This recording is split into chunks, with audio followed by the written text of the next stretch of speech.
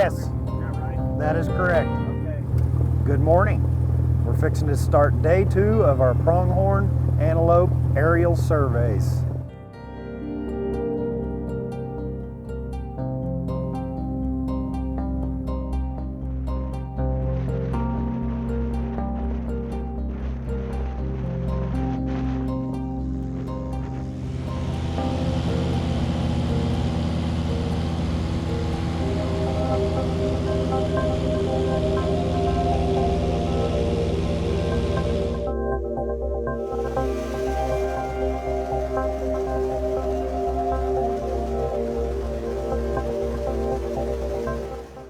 Historically, there was a few vehicle surveys, but in the 90s we started the aerial surveys.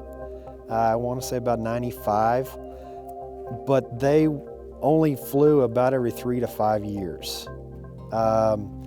Whenever I come out in 2010, we noticed that the population was very unstable, and by 2013 we started doing it annually to make sure, because we were wanting to allocate more tags for our controlled hunts and landowner tag opportunities for rifles.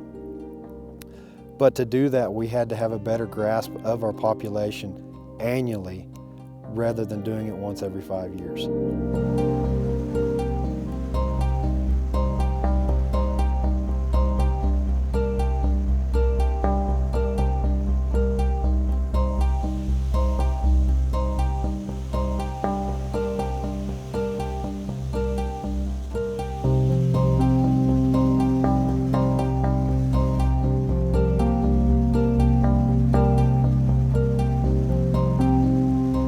We're flying transects east to west, and we're evaluating everything for a mile each direction.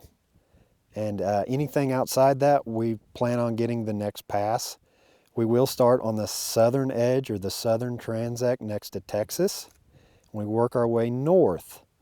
When we do find a herd, once we get them counted, we try to make sure that they're pointed south so we don't count them again on our next transect.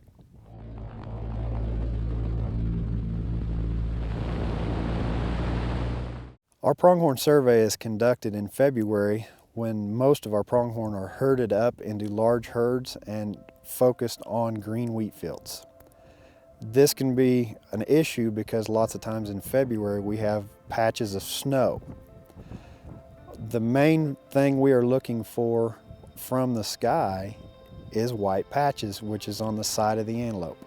That is why we conduct our surveys only in the morning hours, because the angle of the sun is correct to shine on the white side.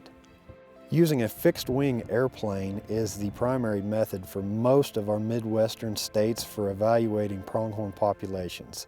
A few states are doing some random grids with helicopters, but almost all of them use some form of fixed wing for these type of surveys. Some of them do half-mile grids, we're doing 1-mile grids, but the science is backed through most of our states.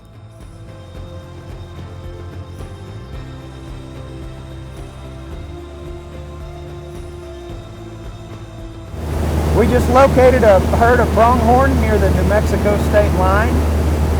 It had a total of 41 head with 17 bucks in the group. During our February population flights, we're only identifying the total and the bucks and does.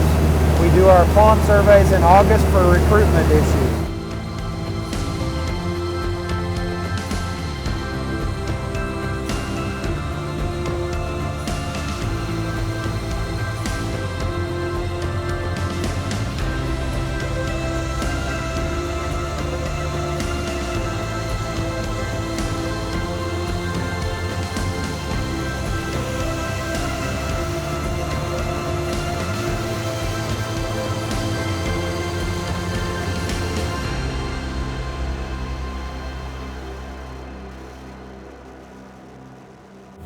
We just completed transects 3 and 4 today. Didn't see much on 3, but 4 really definitely helped. We saw probably about 150 animals, probably about 55 bucks, give or take. With that, herds were averaging probably about 45 animals. Some years we get a lot larger herds than others.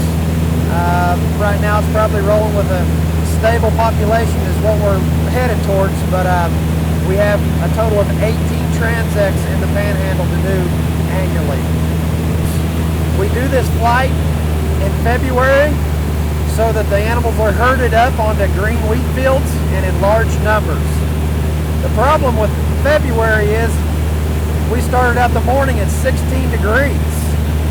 If we have snow, things like that, we're catering to the angle of the sun shining on the white patch on these pronghorn. If we have patches of snow out there, our survey is skewed because we're seeing lots of white patches. So there's lots of factors at play in having a successful survey. So we've had to stall a couple weeks due to snow in the past, but this is the best time frame to get an overall population count for the Oklahoma Panhandle.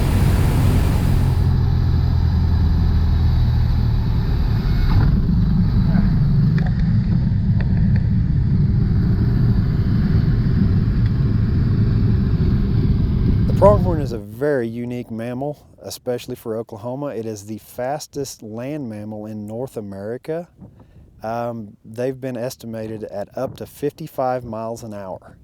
And I truly believe that is possible when an airplane's after them. They do not like any sort of aerial predator, I guess, because the minute we get after them with an airplane, they grab every gear they have and they are finding a way out. But what works to our benefit is they will normally get into a line and we can follow up behind them on this line to get an accurate count.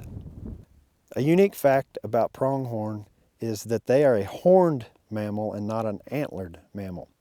Therefore, they will not shed their entire antler every year, but unlike other horned mammals, they will shed their outer core every year, but there's a bony structure that is always there. So they are unique. They are in their own family, unlike all the other horned mammals.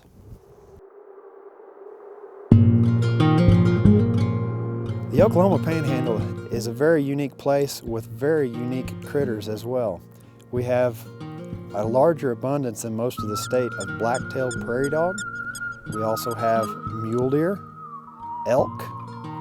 We have some black bear, bighorn sheep, and even quite a few mountain lion sightings near the Black Mesa country. So a very, very cool place, and don't forget, it's home to the pronghorn antelope.